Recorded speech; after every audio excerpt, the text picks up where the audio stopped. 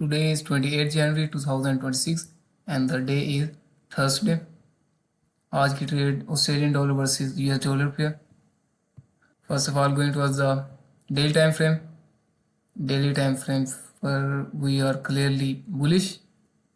और एक और एरिया था जहाँ पे मार्केट पूरा दिन प्राइस थोड़े पॉइंट्स में मूव करती रही और एंड पे बेरिश क्लोज हुई। So we mark this area as an buying area, क्योंकि इसके बाद फ़ौरन बाइंग स्टार्ट हो गई थी प्राइस में। एक ये एरिया मार था और 4 आवर पर कुछ भी नहीं था। Sorry, daily time frame. Going to the 4 hour time frame.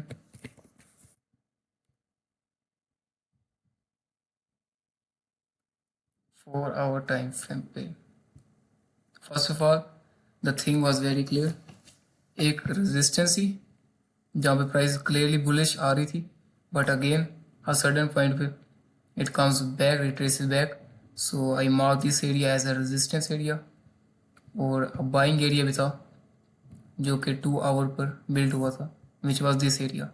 Because यहाँ पे क्लियरली अब बेरिश ट्रेंड स्टार्ट होने वाला था, but it didn't do that. And यहाँ पे बायर्स जंप इन और उसने प्राइस को अब मूव लेके गए। So we have two areas. First one is the buying area and second one is the selling area on a 4 hour time frame. Okay, going to our 2 hour time frame. 2 hour time frame में हमारे areas validate हो रहे हैं। जैसे price यहाँ पे आ रही थी इट मूव डाउन, एंड जैसे प्राइस यहाँ पे आ रही थी it move up. This means we have clearly selling pressure over this area and we have clear buying pressure over this area. हमारे बायर्स बाइंग का एरिया और हमारे सेलिंग का एरिया वैस validated by this moves in weeks से हमारे buying और selling के एरियाज वैलिडेट हो रहे थे। और उसके बाद on the 1 hour time frame, 1 hour time frame okay clearly support. फिर यहाँ पे एक और चीज़ हुई। First one going up, touching at a certain point, comes back down and then taking support। फिर अगेन मूव अप हुई, फिर टच किया रेजिस्टेंस को, अगेन डाउन। इस बार क्या हुआ था, इस बार इस बाइंग एरिया में नहीं आई, बट इससे थोड़ा सा ऊपर बायर्स जंप इन इस वाले कैंडल पे। वो फिर से प्राइस को कहाँ पे लेके जा रहे थे, इन द रेजिस्टेंस एरिया। मतलब क्या था, बायर्स आर स्ट्रॉन्ग। इस रेजिस्टेंस के होते हुए भी बायर्स स्ट्रॉन्ग हो रहे हैं। तो इस एरिया को मैंने as a support area mark किया था और एंट्री ली थी ऑन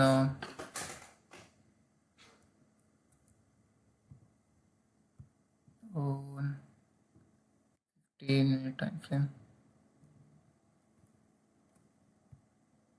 नहीं on 5 minute time frame.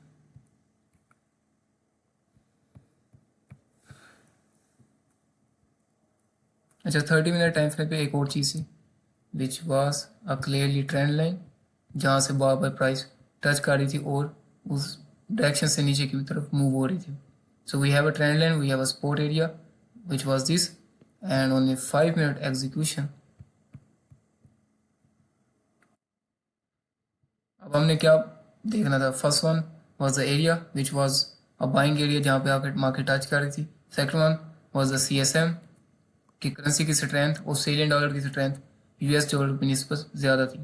Third one was a clear imbalance between the buyers and sellers. So imbalance कहाँ पे नजर आया था, इम्बैलेंस यहाँ पे नजर आया था। अच्छा, यहाँ पे 2-3 मिस्टेक्स हुई थी। First one, I take a entry in the mid zone. हालांकि मेरे सेटअप में मिड जोन की एंट्री नहीं होती, मेरे सेटअप में एंट्री होती है just just near the support और जस्ट नियर द रेजिस्टेंस। जब भी प्राइस मिड जोन में आ जाए तो I am out of the trade, मैंने ट्रेड नहीं लेनी। But I have done that mistake और मैंने मिड जोन में ट्रेड ली। First one was this mistake. और इम्बैलेंस कहाँ पे था, इम्बैलेंस था इन 3 कैंडल्स पर। जब भी सेलर्स आ रहे थे they have a high volume, but then a buyer come in, जो कि ये वाला था ग्रीन कैंडल।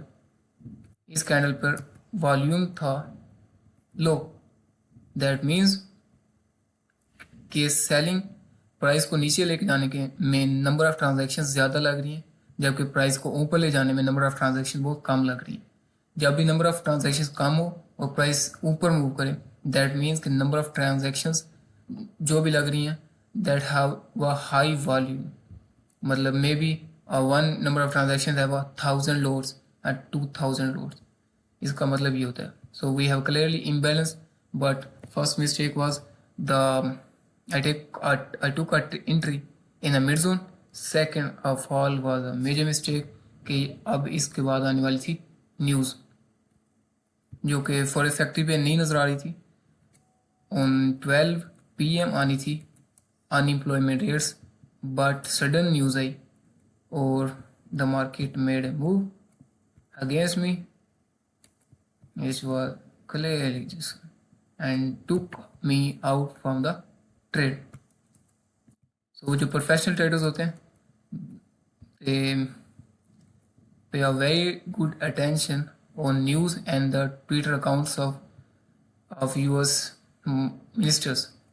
वो भी एक US मिनिस्टर की ट्वीट था जिसपे the market shaken out. So this was the whole context of today's trade. Hoping so you enjoyed this video and meeting you in the next video.